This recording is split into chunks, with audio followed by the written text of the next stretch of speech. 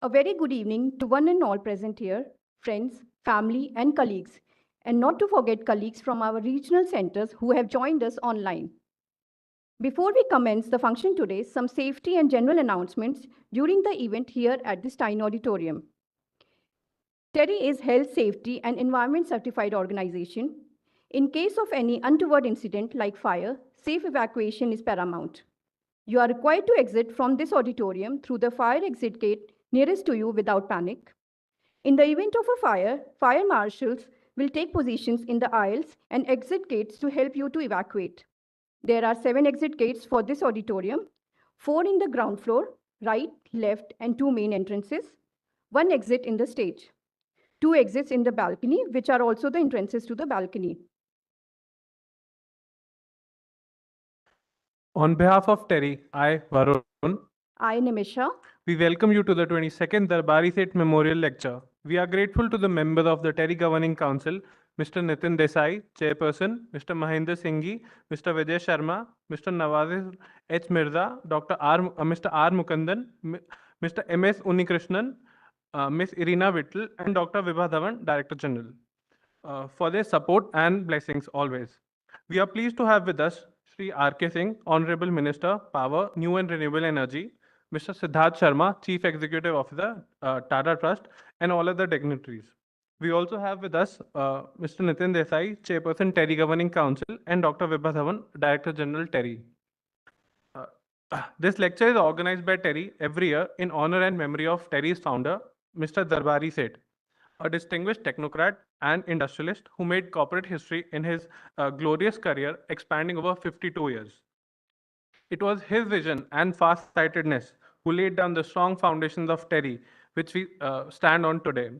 It was under his leadership and TERI grew and emerged as one of the leading think tanks, a knowledge institution in the field of sustainability and climate change. It is an honor for us to have his family being present here today to keep supporting his idea of TERI. To begin the function, may I request our distinguished guests on the stage to kindly light the lamp on the occasion.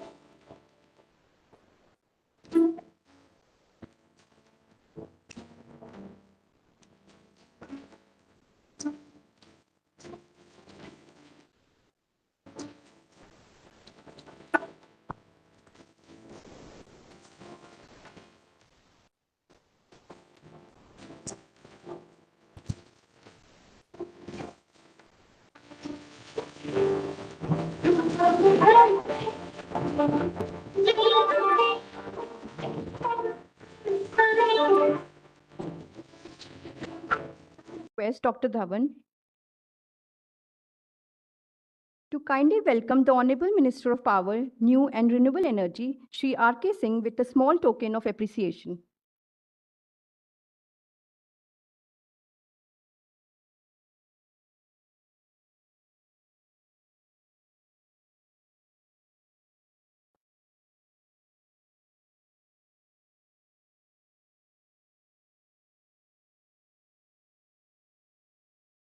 I would also request Dr. Dhawan to kindly welcome Mr. Siddharth Sharma, Chief Executive Officer, Tata Trust, with a small token of appreciation.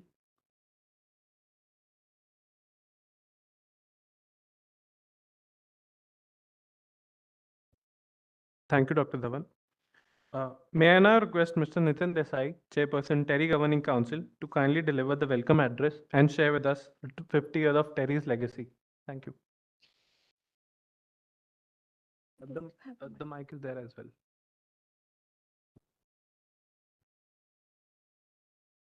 We take this opportunity to welcome the Minister, Mr. R K Singh, and Mr. Siddharth Sharma to this meeting. What we are doing today is to remember the person who founded TERI, Darbari Seth. At that time, he was managing director of Tata Chemicals. And 50 years ago, he decided to set this up. I could tell you a lot about why he decided to set it up, but I thought the best way I can convey that to you is about 30 years ago, there was the first Foundation Day lecture of TERI, and Darbari Seth spoke at that lecture. And instead of using my language, I'm going to use his language, one paragraph from that, which will give you a sense of why he chose to do this. So let me read that paragraph for you. We believe that energy, environment, and equity, the three E's, are strongly interlinked, and the genesis of the massive and somewhat intractable problems that we are now faced with on these three E's goes back to the times when humankind began to use fossil fuels, first to supplement the renewable energy resources, and then to substitute these, vastly accelerating the pace of depletion of the scarce and precious capital resources of the earth, and in the process seriously degrading the environment in many ways without any regard to the social costs. It is only now being acknowledged in some quarters that too much has been taken for granted for too long in blind pursuit of material comforts. Under the deafening din of technological progress, a way of life has emerged that does violence to all of the three E's and surely cannot be sustained. This is what drove him. When setting up the organization in 1974, a few months after the crisis that was generated by the increase in oil prices.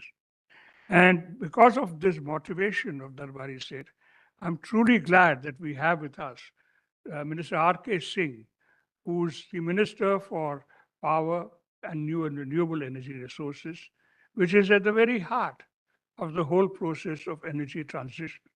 And I'm truly grateful that he has joined us today to remember in this remembrance of Darbari Seth here. And I'm also very happy that Mr. Siddharth Sharma is with us because he's the chief executive of Tata Trusts. And after all, TERI was set up by the Tata Group. And therefore, it is even more as appropriate that he should be here. So I'm really looking forward to what the Minister RK Singh has to say, what Siddharth Sharma has to say. And I take once again this opportunity of thanking them for joining us today to commemorate Darbari Seth. Thank you very much.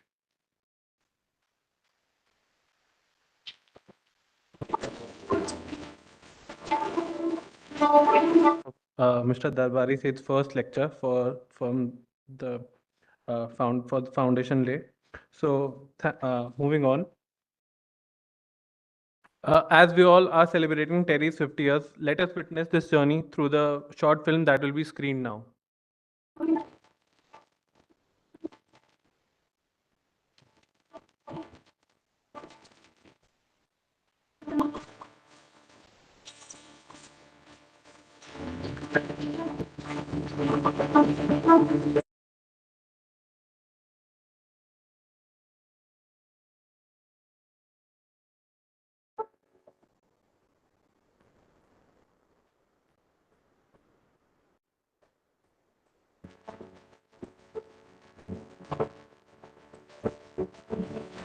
TERI was established in 1974 by J.R.D. Tata and Darbari Seth. The whole idea of setting up of TERI was that there should be an institute which should work on the problems that mankind is going to face in the future.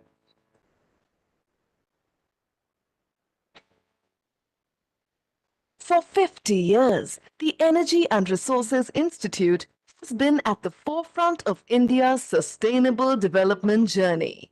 A team of over 700 professionals, we have been tirelessly paving the way for a sustainable future by providing transformational solutions through policy research and technological innovation. From studying glacial melt in the Himalayas to providing policy recommendations on climate and energy at the national and regional level, TERI has been at the center stage of understanding the ecological impact of climate change to drive sustainable development. As we begin the 50th year of TERI's existence, I would like to thank the founders for the foresight that they showed in setting up this body and to all of you who work for TERI, all of you who have in the past worked for TERI, the alumni, for all that you have done to bring TERI to this level. Standing strong with the Indian citizenry on the need for energy for all, advancing India's efforts to provide affordable and accessible electricity. We illuminated pathways by bringing renewable energy to not just remote pockets in the country, but also by supporting the global community. We have served clients in Africa, in Southeast Asia over the past many years, and now also in places like Guyana, Brazil, Mexico, and even Central Asia nowadays. Moving forward, I think in line with India's commitments towards the net zero economy, we have increased our focus on the renewable sector. We are working in the power sector, trying to see how we can integrate more and more renewables into the grid, as well as newer age fuels like the role of like iron and steel. Understanding the challenges faced by India and the developing world, we broadened our horizons from energy-focused solutions to addressing the country's myriad priorities. From organizing a first-of-its-kind international conference in a developing country on global warming and climate change in 1989 to suggesting sustainable pathways in our Green India 2047 report in 1997, our work has been the mouthpiece for an early call on climate change. We carry out climate risk assessments. We are known for our work on GHG emissions profiling and strategizing with regard to net zero emission pathways right now. We're also working in the climate policy domain where we are focusing on issues of international importance with regard to the global stocktake process, contributions to the global goal on adaptation, and climate finance with regard to the loss and damage fund, and also with regard to transparency and accountability issues. Recognizing the interlinkages of biodiversity with the livelihood generation of forest-based communities and the pivotal role they play in maintaining healthy ecosystem services, our work across the years has concentrated on ensuring clean air, water, and land. TERI has contributed towards the development of joint forest management institutions in India, which led to the participatory forest management by more than 1 lakh joint forest management committees. TERI has also contributed towards the development of a carbon finance mechanism through REDD Plus and afforestation and reforestation activities. As a young country with over 1 billion mouths to feed, TERI, like the government, was conscious of meeting India's growing food demand and nutritional security. Aware of the impact of unsustainable agricultural practices and the sector's contribution to carbon emissions, we have developed solutions that foster regenerative agriculture through sustainable farming practices. The Sustainable Agriculture Program develops tools and technologies that contributes to TERI's mission. These include use of natural resources and agricultural residues for producing products that are of immense use to consumers and to farmers. Some such products include mycorrhiza and nano fertilizers. These nano fertilizers are developed by biological processes that are not only environmental friendly but also contribute to environmental sustainability. This relentless pursuit continues with the TERI Deakin Nanobiotechnology Center, a collaborative masterpiece with Deakin University. Together, through innovative nanobiotechnology solutions, we have been inventing sustainable approaches in agriculture, serving as a bridge and carrying our aspirations for nationwide transformation to the grassroots. TERI was among the first think tanks to birth regional centers in Guwahati, Gurugram, Bengaluru, Goa, Nainital, and Mumbai. One of the biggest contributions of TERI has been, opening up the regional centers across India, which has led to climate action. And appropriately, because all across India, we suffer from different disasters now and then. While it was clear to us for a long time that the current development pathways were stained with unabated resource consumption, we began adverse environmental impacts. In several parts of India and internationally, our technology products have cleaned polluted land. TERI is the premium organization where we try to develop the green solutions for user industries. One of the solutions we have developed known as oil japper, which was developed after 6 years of extensive research work in TERI laboratories. This oil japper is being used by all oil companies in India since 2000. Currently, oil japper is being also used in Middle East countries, in a country, Kuwait Oil Company, where we have done the cleanup of oil spill of more than 1.5 square kilometer area. Globally, buildings, construction, and the transport sectors have emerged as the largest contributors of carbon emissions, bringing them to the core of the climate change discourse. As a developing country, with almost 2/3 of its infrastructure yet to be developed, along with an increasingly aspirational middle class, we had been wise to India's potential for a green and inclusive growth. You at the Sustainable Infrastructure Program of TERI work towards creating innovative solutions for a sustainable future to mitigate climate change and create a sustainable and resilient built environment along with low carbon transport systems. The brand GRIA has emerged as a powerful tool to evaluate the decarbonization efforts in the built environment while ensuring resilient and sustainable development. We have established 7 centers of excellence with the objective of providing transformative climate action while contributing towards the 2070 national goal. Beyond our collaborations with the government, multilaterals, and philanthropists, TERI's engagement with the corporates has played a decisive role in shaping policies by bringing together the top players in the industry. Acting as an interface between our research and the corporate world through the TERI Council for Business Sustainability, we have highlighted the core issues businesses need to undertake to build the necessary impetus for sustainable development. As a governing council member and as a co-chair of TERI Center for Business Sustainability, the opportunity to know the institution closely, I can say that with committed and knowledgeable team members, it has played a very important role and has an immense potential for supporting actions on climate change, energy transition, nanotechnology, sustainable agriculture, ESG, etc. We've had a wonderful association with TERI from Tata Group as well as from Tata Chemicals, especially through the association, through Mr. Darbari Seth, who led both these organizations wonderfully and set the objectives, lofty heights from which we could sort of serve the humanity and serve the entire planet. In the face of the triple planetary crisis of climate change, air pollution, and biodiversity loss, we have doubled down on our efforts to jointly act with the corporates in finding answers to the planet's woes and achieving the goals set in the 2030 Agenda. The social sector in India is transforming in a big manner.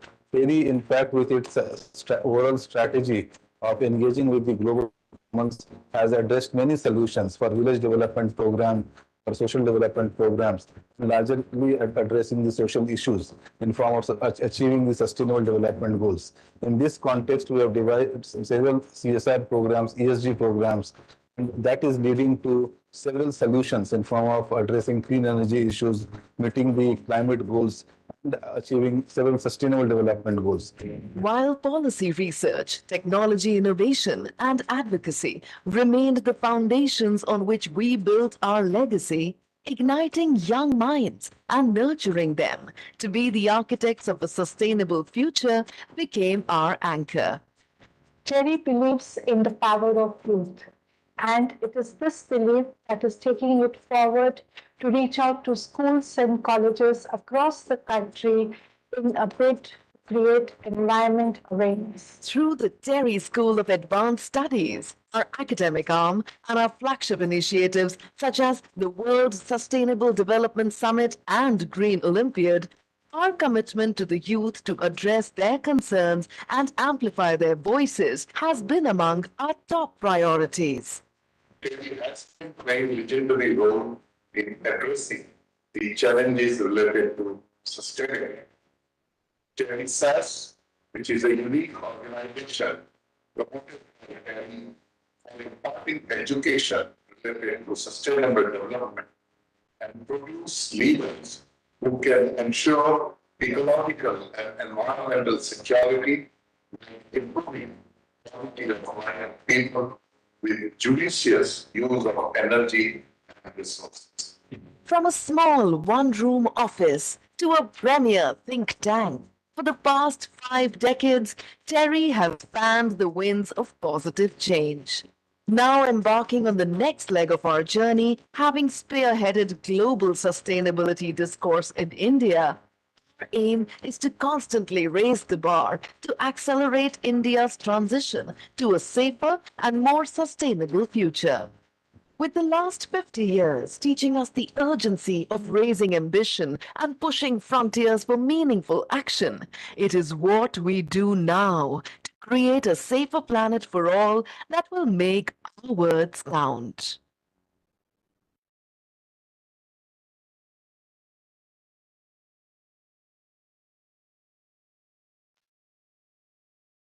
The film just gave a gist of what TERI does in the area of sustainability, and it has come a long way. May I now request Shri RK Singh, Hon'ble Minister of Power, New and Renewable Energy, to kindly deliver the presidential address.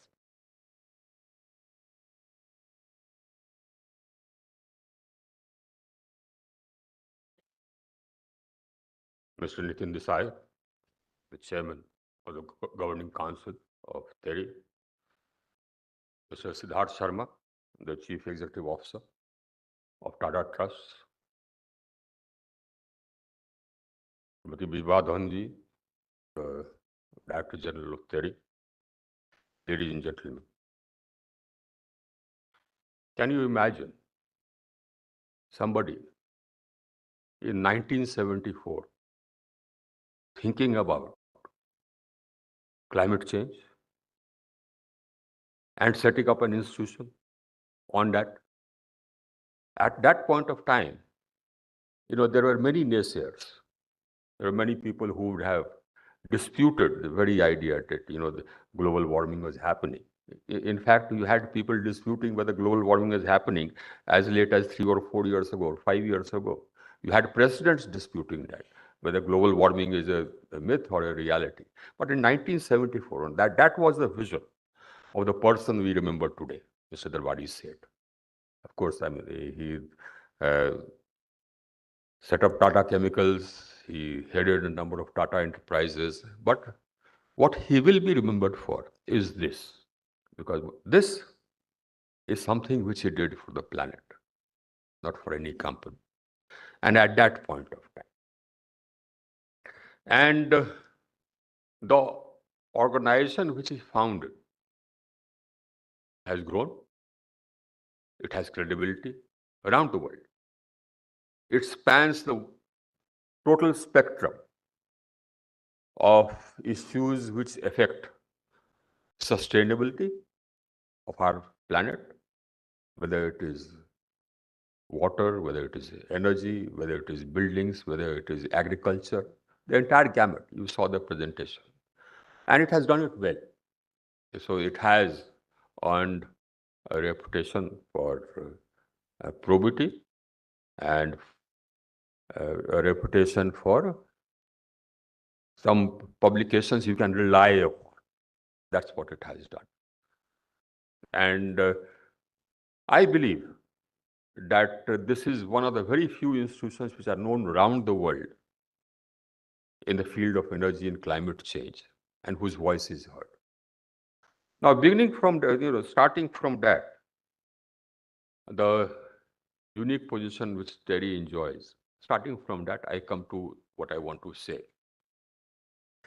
See, as time passed on from 74 onwards, gradually global warming continued increasing, and you continued having climate change, the temperatures continued rising.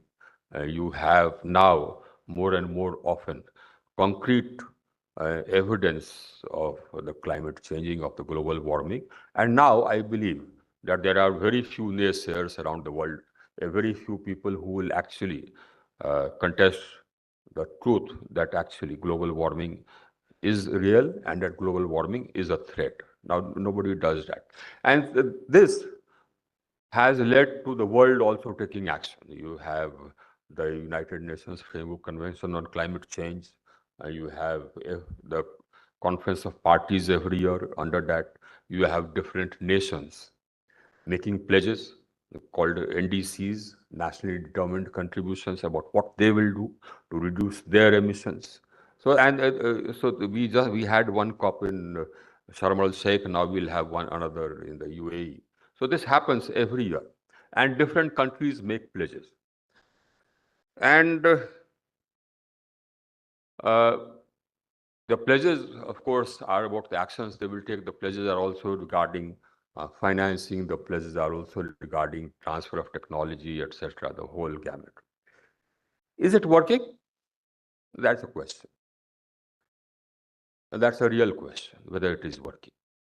It is working, but it's a bit slow. I mean, it's not working fast enough to ensure that our temperature does not rise by 1.5 degrees.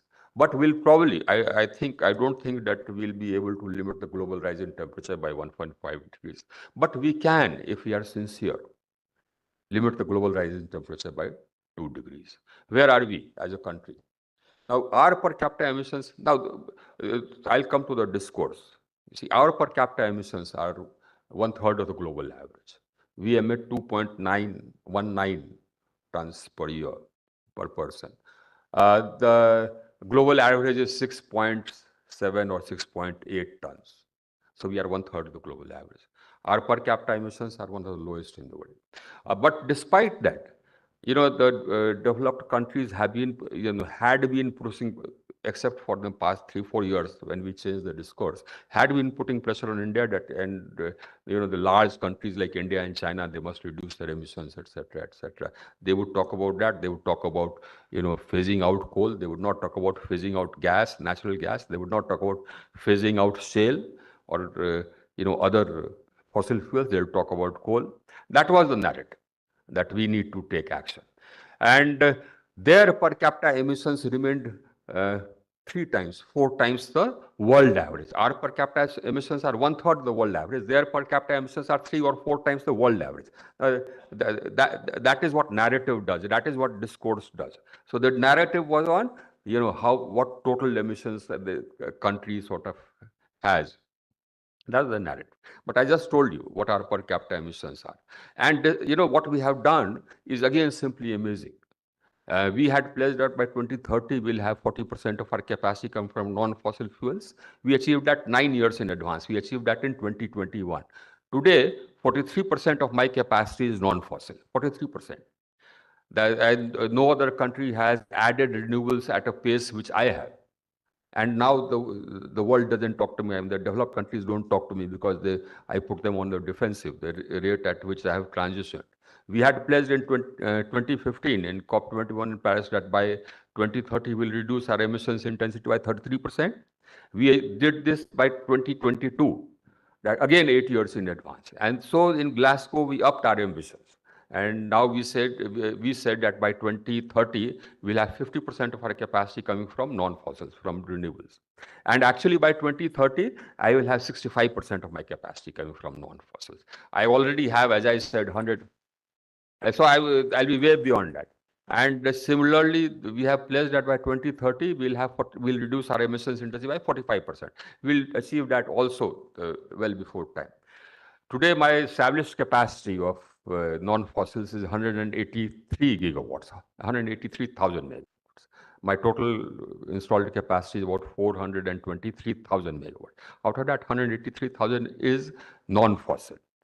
And under installation, I have 88,000 megawatts. That's 88 gigawatts. So 183 plus 88, that's already about 200 and something like it, 276 or whatever. And I have another about 50,000 megawatts under bid. Now, at this pace, the pace at which I'm going, the 50%, By 2030, my total capacity, installed capacity would be about 770 gigawatts. Now 50% of that is how much? 350, 360, 370, 380 gigawatts. I already have 183 plus 88 under construction, which makes it 287 or 270, whatever. So I'll reach that well before time. That 50% I'll reach well before time. And actually, by 2030, I will have 500 gigawatts coming from non-fossils, which the Prime Minister announced. And that will be 65% of my capacity. And despite the fact that I have the lowest per capita emissions in the world, the rate at which I am reducing emissions is also, something which has not been sort of duplicated or has not been matched by any other country. That's what we have done. We have some programs which are actually world-leading programs. Like in industry, we have the Perform, Achieve, Trade, under which we set specific emission standards and specific energy consumption standards. Specific consumption standard means that for each unit of product, you will use only this much energy. So we set standards. And if you don't achieve it, there are penalties. If you overachieve it, you get energy saving certificates. Now that will be carbon credits. We amended the law, if you are aware, providing for carbon credits. And we amended the law also providing for non-fossil feedstock, green hydrogen, green ammonia. So that Perform, Achieve, Trade has resulted in a reduction of CO2 emissions by 105 million tons per annum. We have the largest LED program in the world. That has also resulted in a reduction of CO2 emissions by almost about 103 million tons per annum. We have the Star Rating program that has resulted in emissions reduction of 53 million tons per annum. We have the Eco-Nivas Sanhita for commercial buildings, and which is mandatory. That means all the buildings, commercial buildings, must reduce their carbon footprint. We have the energy conservation building, the energy conservation building code is for the commercial buildings, and Eco-Nivas Sanhita is for the residential buildings. Now, for residential buildings, it's still not mandatory, it's recommendatory, but we are going to make it mandatory. So across the whole gamut, we are taking action for reducing our carbon footprint, for reducing our emissions. So that's what we are doing. So as a result, actually now nobody, as I said, nobody can talk to me. But still, in Glasgow, you had a line which talked about, phasing out coal. They did not talk about phasing out fossil fuels. Why phase out only coal? I have coal, I burn coal. You have natural gas, you burn natural gas. Why phase out only coal? Somebody has shale. In the United States, there's lots of shale. They use shale, and that has perhaps as much or more emissions than coal has. So let's talk about reducing all fossil fuels. We are doing that. So when it came to the G20 Energy Ministers meeting, we insisted on that, and that is what has happened. We have talked about reducing all fossil fuels, not only about coal. Though my coal capacity is going to come down to by about 35% by non-fossil capacity, not only coal. Non-fossil capacity, including coal and gas, will come to 35% by 2030. But here's another thing. So one, of course, is that the narrative, the discourse is should not be about total emissions. If you talk about total emissions, the minimum emissions will be of a small island country which has a very small population, even though they may be consuming huge quantities of energy and emitting huge quantities of carbon dioxide per person. So it cannot be total emissions for a country. The country sizes differ. That cannot be the point of comparison. The point of comparison has to be the per capita emissions. And that is the change in discourse which is needed to be brought about. I keep talking about that. Now, I want institutions like TERI to talk about it. That, okay, what are you talking about? Let's talk about the per capita emissions. And actually, any discourse has to be, any narrative has to be about per capita emissions, because you can't talk about total emissions. Small country will have less emissions, even though they'll be guzzling gasoline, etc. Large country will have large emissions because they have more people. The planet is about people, and the emissions are about people. So let's talk about per capita. So that is where the discourse needs to change. And that is where TERI needs to contribute. I mean, you have credibility, you are an institution. What are you doing? Come out with paper. I see The small institutions in some corner of Europe coming out with studies about which countries' actions are consonant with a 1.5 degree rise in global temperature, which countries' actions are consonant with a 2 degree rise in global temperature. I don't see any studies from here. I've told the International Solar Alliance this, and Vivaji, I'm telling you this. Come out with that. Come out with studies. And you will, once we start controlling the narrative, once the South starts controlling the discourse, the world will be a much, much fairer place. Now let's talk about the global South. Now, we still have to grow. I mean, all those countries have reached, they are developed countries. They have reached their peak of development. So their emissions will naturally either remain static or come down. They don't have more buildings to construct. They don't have more cars to sort of drive. Our building stock will multiply by 3 times, 4 times. Why? Because we are developing not only our building stock, but the building stock around all the developing countries will multiply by 3 times, 4 times, 5 times. I will need more cement. I will need more steel to construct those buildings. I will need more cement, steel, and aluminum to construct more plants. All that I will need. And all that will result in emissions. So whatever anybody may do, they'll lead to more emissions. And so I also need space to grow. Now that is another point which needs to be made. And it needs to be made by think tanks like you. That this is the space which is required for developing countries to grow. You can talk about it all you want, but you ask me if I'm going to compromise on my growth, or you ask any other energy minister of any other country, he'll say, sorry, take a walk. That's what he'll say. That's what I tell them, that if you talk about coal, take a walk. I'm not going to compromise on the availability of electricity for my growth. No question. It's plain and blunt. That's what I say. And that's what any energy minister will say. Any energy minister worth his salt will say. I'm not going to compromise on the availability of energy for my growth, because that's my priority. You people, I have been responsible. I am responsible. Our country is responsible for only 4% of the legacy carbon dioxide load in the environment, whereas my population is 17%. So what are you talking to me about? Now nobody talks to me. I mean, all these people who come, they are generally on the defensive. The discussion is never about India then. So now we discuss, what needs to be done around the world, etc. So that has happened. It needs to happen not only with the ministers. It needs to happen with the readers, with the people around the world in the developed countries. The truth needs to be told. And I would like institutions like TERI to step up and change the climate, change the discourse. I'm quite sure that you'll do that. I'm certain that TERI will march from strength to strength. And I think that will be that is an asset. It's a positive asset for my country. Thank you.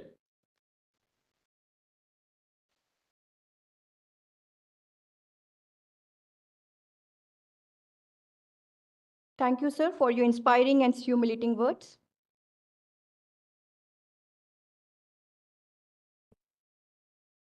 We now come to a very special moment being awaited eagerly by all here.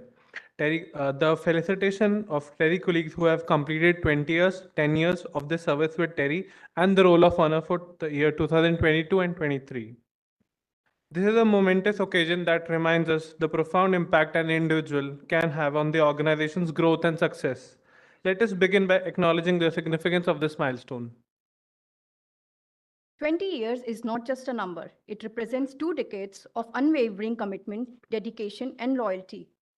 May I now request the Honorable Minister to felicitate TERI colleagues for 20 years of service to TERI. I request the recipients to kindly come to the stage.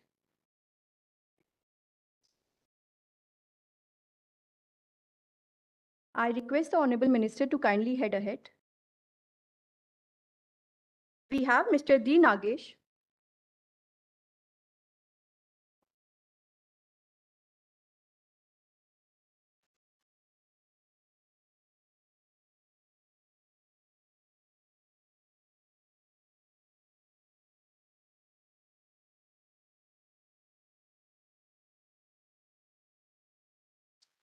Mr. Kamal Kishore.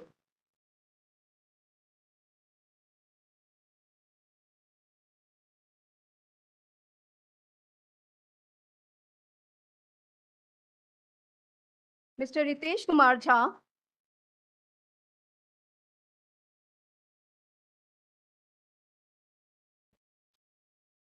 Mr. Perpa Ramakrishna Raju,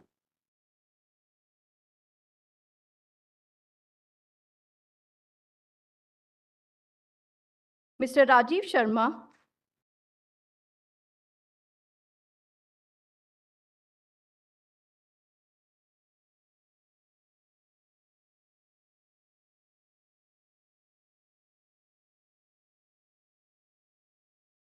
Mr. Anil Gopalakrishnan,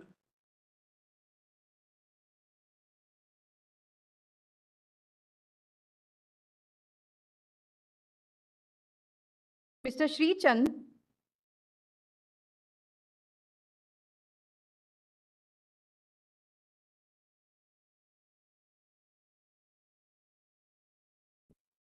Mr. Sanjay Sharma,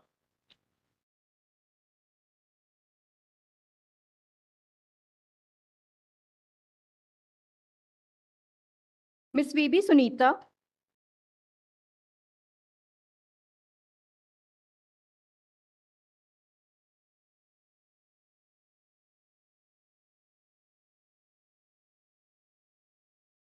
I would request the Honorable Minister to felicitate TERI colleagues who have completed 10 years of service. Ms. Madala Rajalakshmi,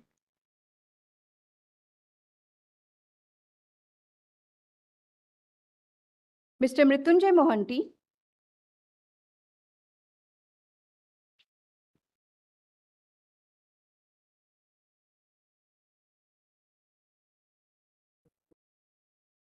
Ms. Tanvi Sharma,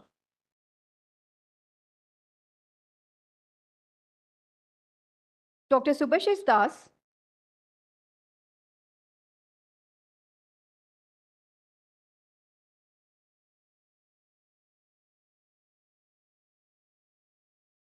Mr. Bharat Bhushan,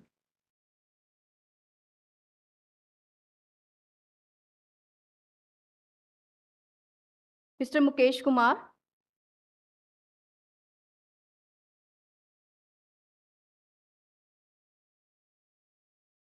Mr. Tarun Sharma,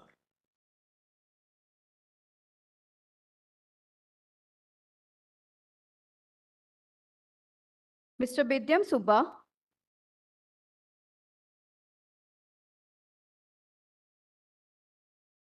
Mr. Naveen Singh,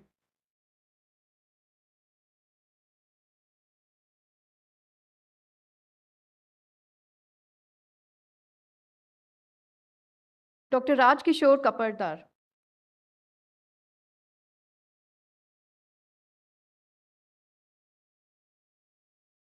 colleagues who have completed 10 and 20 years of service but could not be present, I would like to read their names and acknowledge them. We have Mr. Santosh Gad and Mr. G. Srinivasa for 20 years, Mr. S. Satish Kumar, Mr. Narayan Mehta, Dr. K. Nant Kumar, Ms. Monmi Barua, and Mr. Ravi Sapkardas for 10 years of services. every year, TERI recognizes colleagues who across the organization for their outstanding work and achievements, their dedication to work, sincerity, and professionalism, the role of honor. I would request Mr. Siddharth Sharma to felicitate the winners of TERI Roll of Honor for the year 2022 and 23. May I request to start with the leadership team to be present here. Dr. Jitendra Veer Sharma,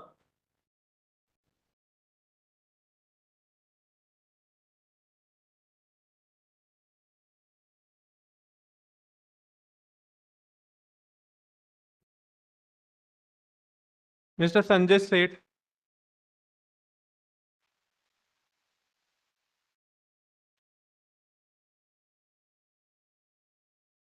Dr. Dipankar Saharia,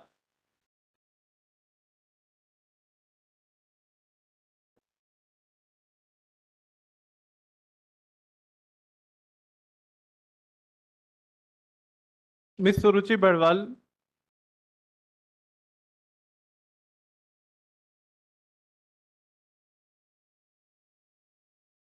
Ms. Gauri Mathur,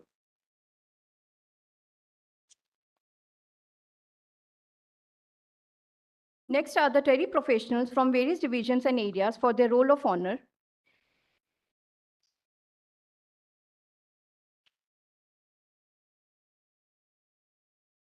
From Land Resources, we have Mr. Anirudh Soni.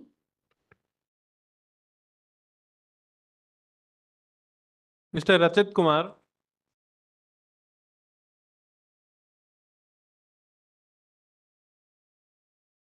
Mr. Sayanta Ghosh.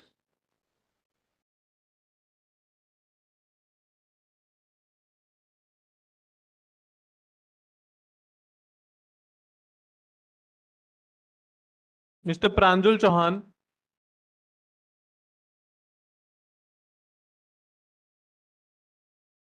Ms. Arpana Arora.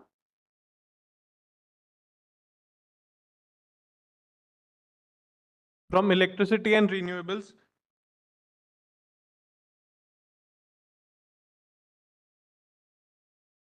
Mr. Kabil Mudineni. And Mr. Praveer Kumar Jha.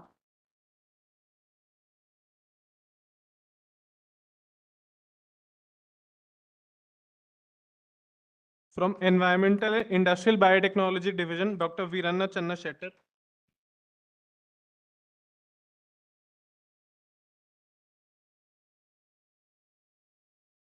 Mr. Sheesh Ram Chahar.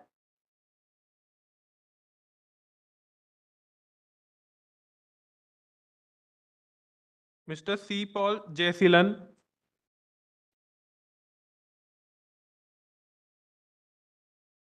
Mr. Mukesh Yadav.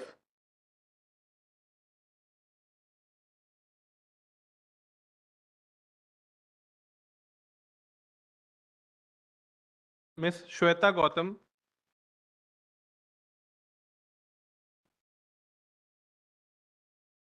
From Sustainable Buildings, we have Mr. Deepak Singh Rana.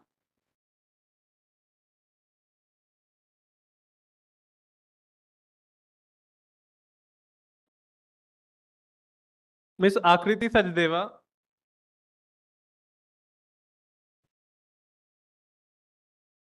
Ms. Prerona Kaushik.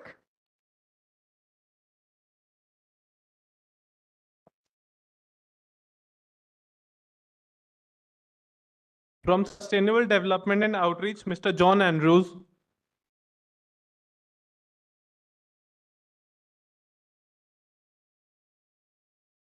From TERI Publications, we have Mr. Sachin Bhardwaj.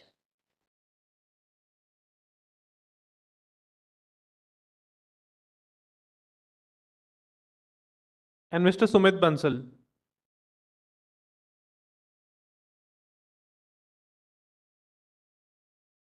From Transport and Urban Governance, we have Mr. Faiz Jamal.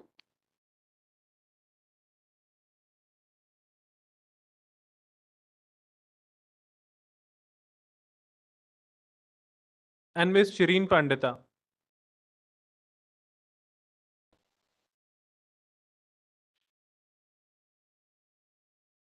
From Social Transformation and CSR, the recipient is Ms. Mitaksha Raswant.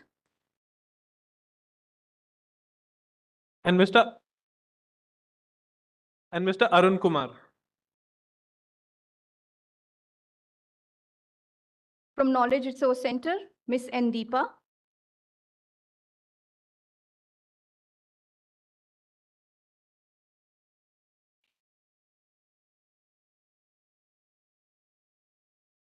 From Earth Science and Climate Change, Mr. Amlan Mishra.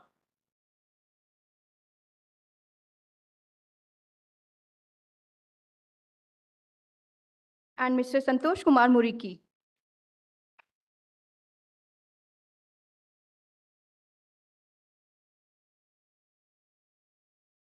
From A Quality Research, Dr. Anju Goyal.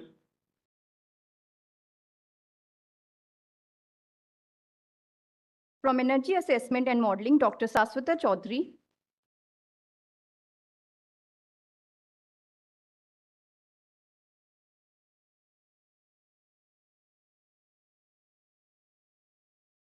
From Director General's Office, Ms. Ria Mohal.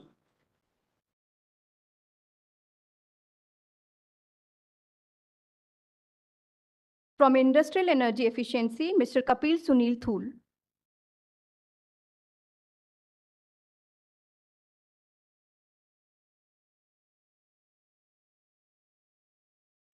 From Environment Education and Awareness, Mr. Naveen Singh.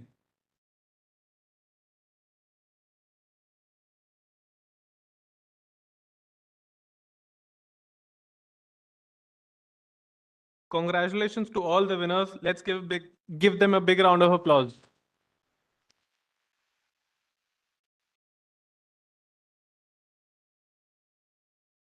Moving forward, we are honored to have Mr. Siddharth Sharma, Chief Executive of the Tata Trust. He will be delivering the 22nd Darbari Seth Memorial Lecture.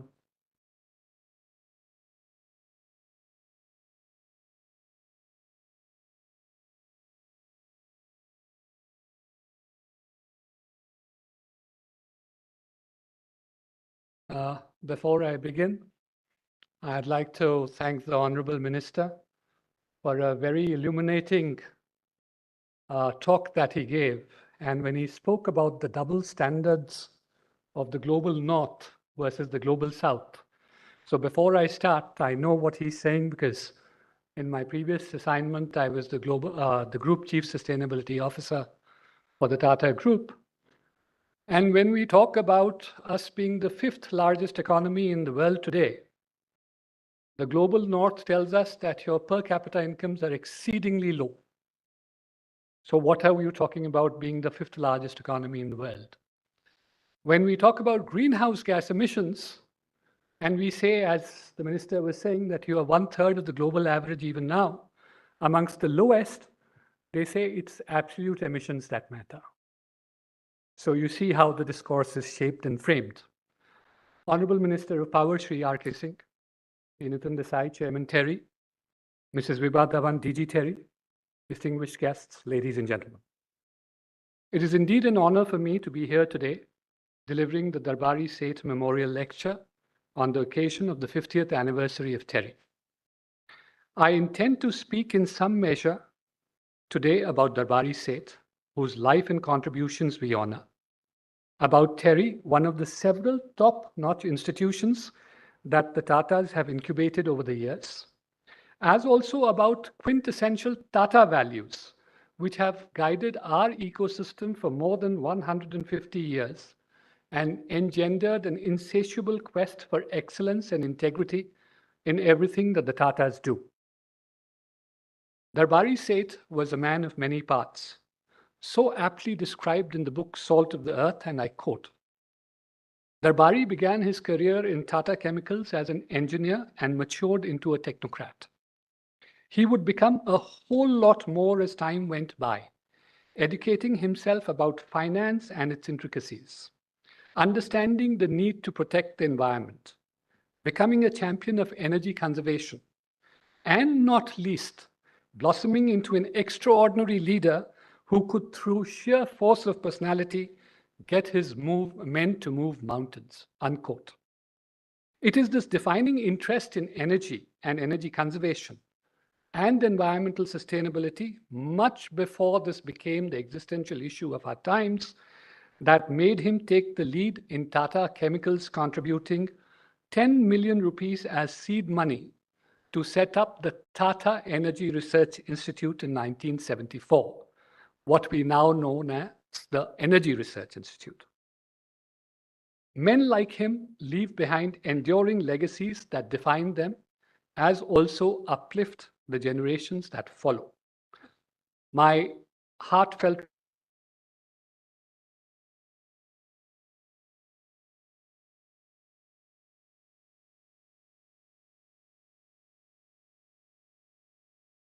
with their eyes fixed on a future where sustainable development and environmental conservation were not just ideals, but lived realities, JRD and Darbari Seth set out on a path less traveled.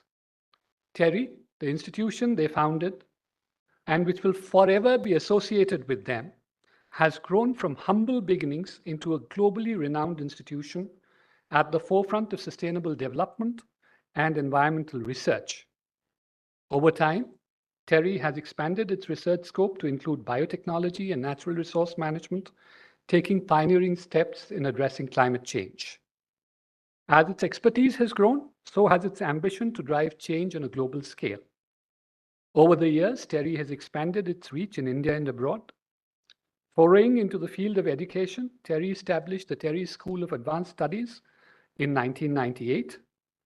This university is one of India's niche academic institutions in the field of sustainable development and environmental studies.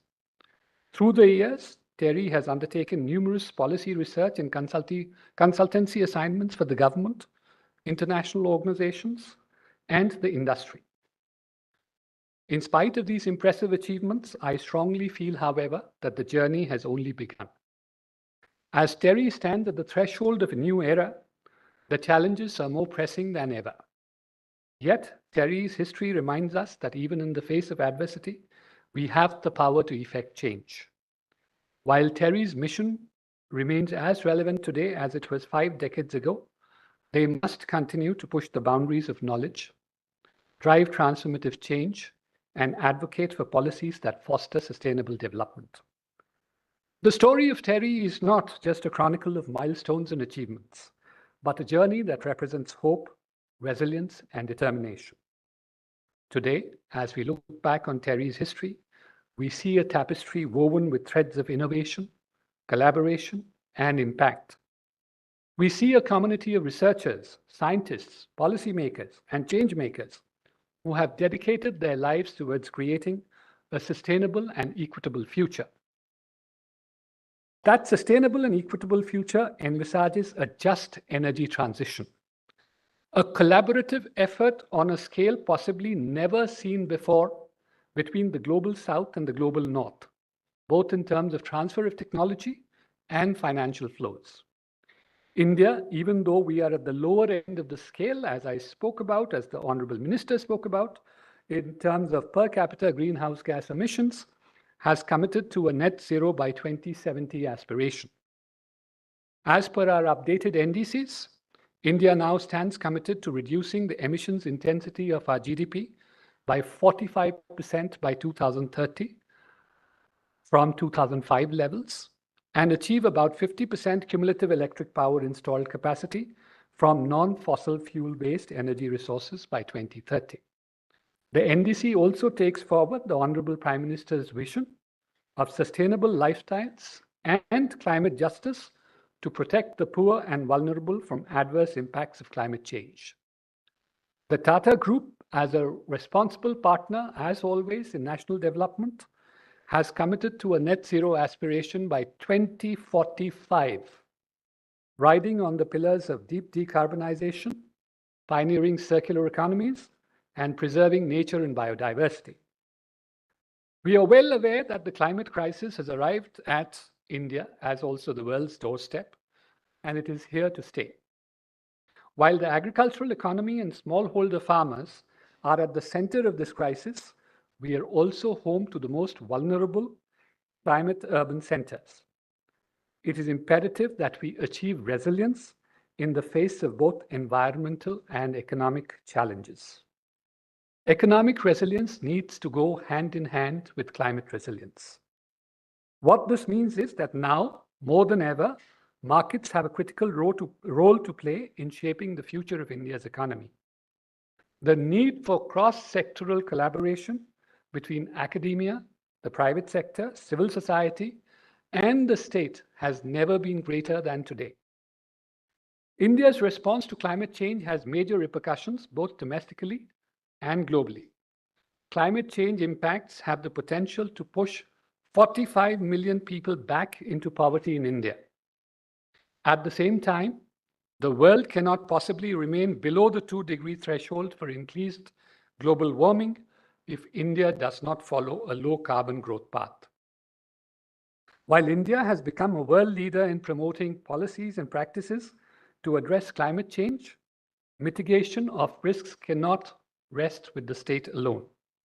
It falls on us as responsible citizens to come together and build new frameworks to respond to this unprecedented moment in our planet's history. Here, institutions like TERI have the potential to work not just to find solutions for the nation, but to explore pathways for what we learn in India to inform global responses to climate and environmental crises. We all know that climate change has a differential impact on populations and that there are communities which are far more vulnerable to climate change than others. It is critical, therefore, that we ask ourselves how those who have so much to lose could be enabled to become powerful agents of change. For instance, evidence has shown that centering women and building pathways for their empowerment has exponential effects not only in advancing sustainable farming efforts, but also in leading biodiversity protection and conservation. Low carbon development programs designed with marginal communities in mind can lead to equitable growth, shared prosperity, and a climate resilient future. A critical focus on core benefits such as improved public health, green jobs, and improvement in overall quality of life is what is needed on the path ahead. What we do together in India today has the potential to shape both global discourse and practice for the future of environmental and climate prosperity globally. Which now brings me to another important facet of my talk today, the Tatas and their contribution to nation building, which has taken several forms over the past century and a half. It is my hope that a meaningful contemplation of this 150-year journey has many lessons for us on what is possible if we have the right aspirations, center the needs of communities, and work collaboratively towards a just and equitable future.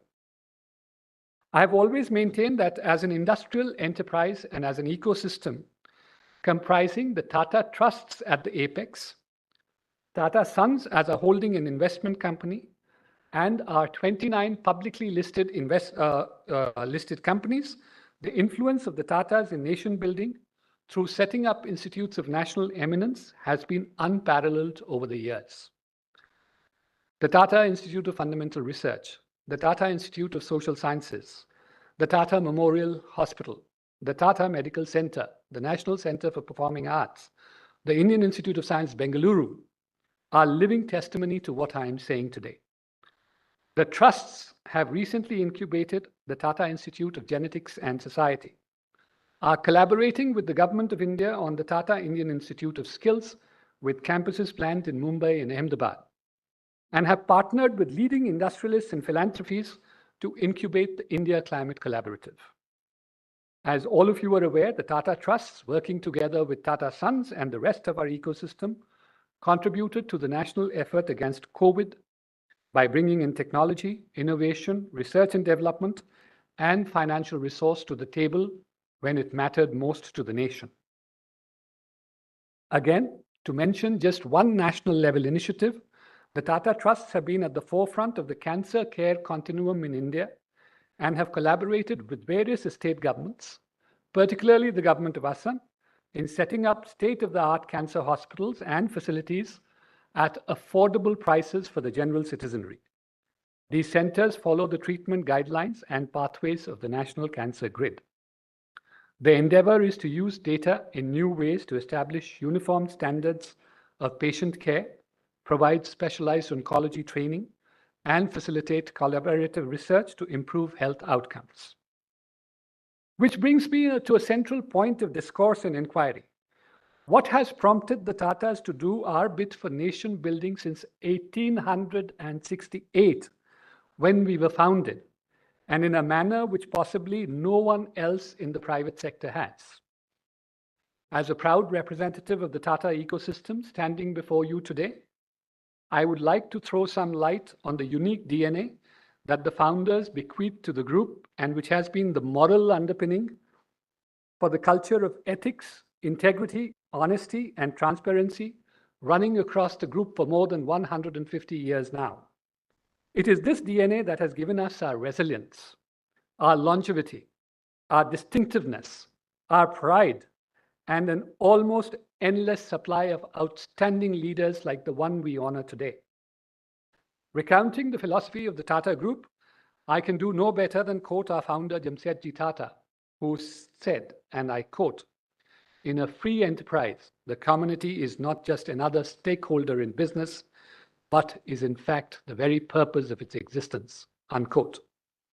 Acting on this premise, both in the areas of business and philanthropy, Jamsetji started in 1892, a full 55 years before independence, the J.N. Tata Endowment for the Higher Education of Indians Overseas, as he believed what advanced a nation or a community was not so much to prop up its weakest and most helpless, but to lift up the best and the most gifted so as to make them of the greatest service to the country. The endowment has since then recognized and awarded close to 5,600 scholars, including luminaries like the late President K.R. Narayanan, Professor Jayant Narlikar, late Dr. Raja Ramanna, the late Professor V.K.R.V. Rao, just to name a few. The J.N. Tata Endowment offers financial assistance of up to Rs 10 lakhs at 0% interest with no collaterals repayable over an extended time frame. It is but a humble contribution from the House of Tatas towards recognizing the genius and the aspirations of the Indian spirit. Ratan Tata has summed up Jamsetji's and the Tata philosophy rather aptly by stating that for Jamsetji Tata, the labor of establishing Tata companies was secondary to his mission of contributing to the industrialization of India and the emancipation of her people. Jamsetji saw disciplines such as medicine and science and industries such as energy and steel as building blocks in the emergence of a brave and bright new country. His doctrine of social responsibility was the central theme of the Tata way of business. This is reflected in the fact that the Tatas had provided for creches, payment of bonus and gratuity, an 8-hour working day, Provident Fund, and various health and safety initiatives which were unheard of in colonial India and which subsequently became part of welfare legislation undertaken by our governments formed post-independence. The Tata Trusts and the Tata Group have embodied the vision of our founder working tirelessly for the welfare of the marginal and the disadvantaged to ensure that we are able to contribute to improving their life chances and their socio-economic status. JRD has succinctly captured the raison d'etre of our existence, stating that, and I quote, "The wealth gathered by Jamsetji Tata and his sons in half a century of industrial pioneering formed but a minute fraction of the amount by which they enriched the nation. The whole of the wealth is held in trust for the people and used exclusively for their benefit. The cycle is thus complete. What came from the people has gone back to the people many times over," unquote.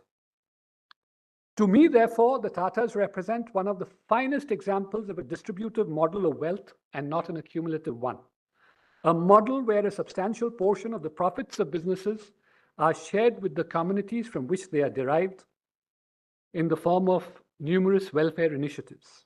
A model which is deeply rooted in the philosophy of public trusteeship of wealth articulated by none other than the father of the nation.